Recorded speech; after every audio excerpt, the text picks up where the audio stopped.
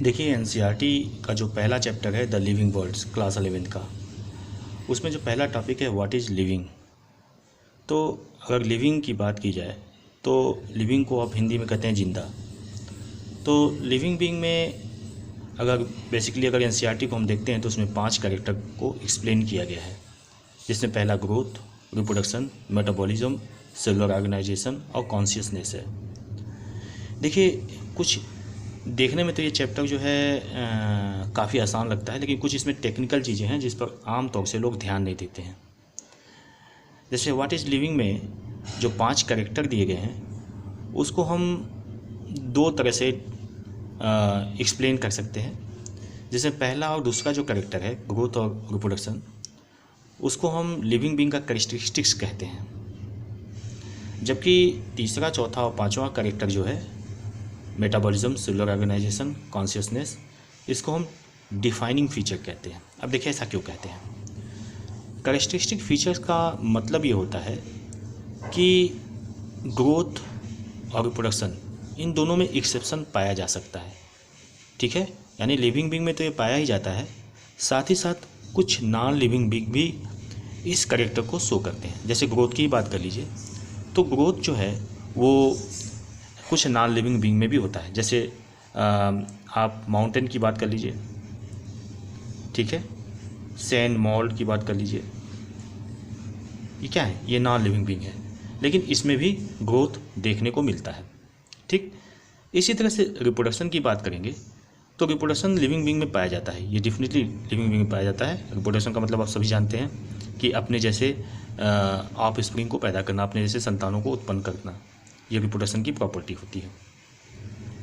तो रिप्रोडक्शन निश्चित रूप से सभी लिविंग बीइंग में पाया जाता है, लेकिन बहुत से ऐसे लिविंग बीइंग होते हैं जो रिप्रोडक्शन नहीं कर सकते हैं। जैसे आप मधुमक्खियों में जो लेबर मधुमक्खी होती हैं, लेबर बी जो होती हैं, वो रिप्रोडक्शन नहीं कर सकती हैं। इसी तरह से बहुत से ऐसे ह्यूमन बीइंग्स होते हैं, ह्यूमन कपल्स होते हैं जिनको बच्चे नहीं पैदा होते हैं, ठीक है, क्योंकि उनके अंदर कुछ दिक्कत होती है, रिप्रोडक्शन नहीं कर सकते हैं, ठीक। तो उनको भी तो हम लिविंग बीइंग ही मानेंगे, तो ये एक्सेप्शन हो गया। तो ग्रोथ में भी एक्सेप्शन हो सकता है, ठीक है, रिप्रोडक्शन में भी एक्सेप्शन हो सकता है, इसलिए इसको हम लिविंग कैरेक्टर्स का कैरेक्टरिस्टिक्स मान सकते हैं, मतलब लिविंग बीइंग का कैरेक्टरिस्टिक्स मान सकते हैं। जबकि मेटाबॉलिज्म और सेलुलर ऑर्गेनाइजेशन की बात की जाए तो मेटाबॉलिज्म जो होता है, मेटाबॉलिज्म आप सभी जानते हैं, आगे हम लोग इसको एक्सप्लेन करेंगे, तो पहले इसको मोटा मोटा समझ लेते हैं। मेटाबॉलिज्म जो है ये सभी लिविंग बीइंग का इम्पॉर्टेंट कैरेक्टर है। अगर लिविंग बीइंग में मेटाबॉलिज्म नहीं होगा है तो वो जिंदा रह ही नहीं सकता है, वो लिविंग कहा ही नहीं जाएगा, ठीक है। तो इसलिए इसको डिफाइनिंग फीचर में रखा गया है, यानी कि इसमें एक्सेप्शन नहीं होता है, मेटाबॉलिज्म होगा ही होगा, ठीक है। इसी तरह सेलुलर ऑर्गेनाइजेशन का होना जरूरी है लिविंग बीइंग में, अगर नहीं है सेलुलर ऑर्गेनाइजेशन तो लिविंग बीइंग नहीं कहा जाएगा। इसी तरह कॉन्शियसनेस मतलब सब जानते ही हैं, reaction from the outer environmental change. जब भी कोई ऑर्गेनिज्म बाहरी किसी इन्वायरमेंट में चेंज होता है तो जो प्रतिक्रिया व्यक्त करता है उसको हम कॉन्शियसनेस कहते हैं। ये सभी लगभग लिविंग बीइंग का कैरेक्टर होता है, लगभग सभी का होता है ये, ठीक है। इसलिए इसको हम डिफाइनिंग फीचर्स में रखते हैं, ठीक है, इसमें एक्सेप्शन नहीं कहा जा सकता है, ठीक है। अब ग्रोथ पे आ जाते हैं। तो देखिए ग्रोथ जो होता है ये लिविंग बीइंग का इम्पॉर्टेंट कैरेक्टर है, कैरेक्टरिस्टिक्स है, ठीक है। ये सभी लिविंग बीइंग में पाया जाता है। देखिए एनसीईआरटी की लाइन है, ये क्वेश्चन भी पूछा जा चुका है, ठीक है। तो ग्रोथ होता क्या है? ग्रोथ का मतलब होता है increase in mass, increase in मास, ठीक है, और सेलुलर डिवीजन, यानी मास का इंक्रीज करना जरूरी है और सेलुलर डिवीजन यानी कोशिकाओं का विभाजन होना जरूरी है। ये 2 चीज़ें होती हैं। अब देखिए ग्रोथ जो है ये प्लांट के केस में भी पाया जाता है, ठीक है, और एनिमल्स के भी केस में पाया जाता है। लेकिन इन दोनों में अंतर क्या होता है? प्लांट्स के केस में जो ग्रोथ होता है वो उसके जीवन पर्यंत होता रहता है, मतलब जब तक उसका जीवन रहेगा तब तक ग्रोथ होता रहेगा, जबकि एनिमल्स के केस में ऐसा नहीं होता है। एनिमल के केस में क्या होता है? एनिमल के केस में कुछ सर्टेन एज तक ही होता है। अगर आप अपनी ही बात कर लीजिए तो जो लंबाई हम लोग की होती है ये 15 से 20 साल तक बढ़ती है, अब ज़्यादातर 20 साल तक।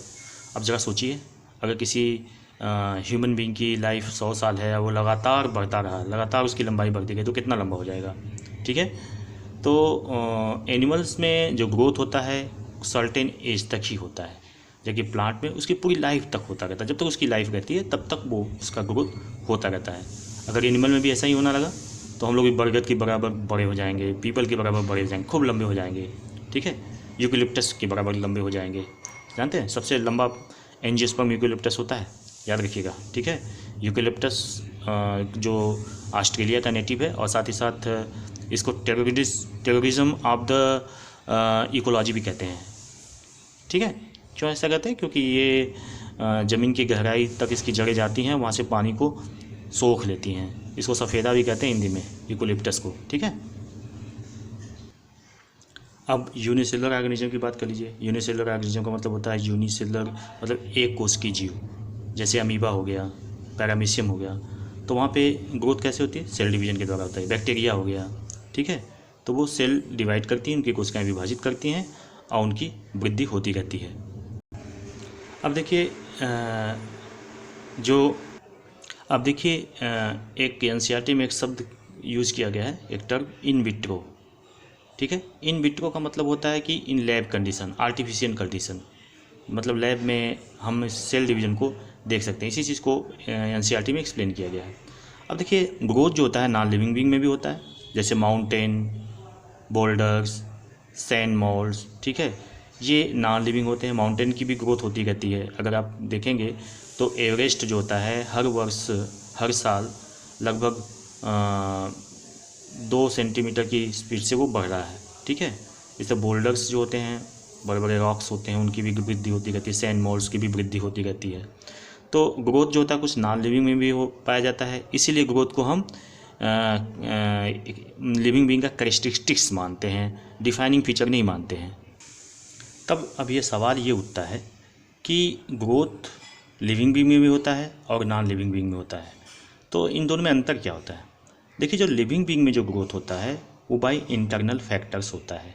इंटरनल फैक्टर्स मतलब कि कुछ आंतरिक कारक जो होते हैं वो वृद्धि करते हैं। आंतरिक कारक में क्या होता है? सेल डिवीजन हो गया, ठीक है, हार्मोनल इफेक्ट हो गया, और भी तमाम आंतरिक कारक होते हैं जो सेल डिवीजन के द्वारा लिविंग बीइंग की ग्रोथ को परफॉर्म करते हैं। जबकि नॉन लिविंग बीइंग में क्या होता है? कुछ एक्सटर्नल फैक्टर्स होते हैं जिनके द्वारा नॉन लिविंग में ग्रोथ होता है। ठीक है, चूँकि ग्रोथ लिविंग बीइंग में भी होता है और नॉन लिविंग बीइंग में होता है, इसलिए इसको हम क्या कहते हैं? Characteristics of the living. ठीक है, अब हम लोग आ जाते हैं लिविंग बीइंग के दूसरे इंपॉर्टेंट फीचर पे। क्या है वो? रिप्रोडक्शन।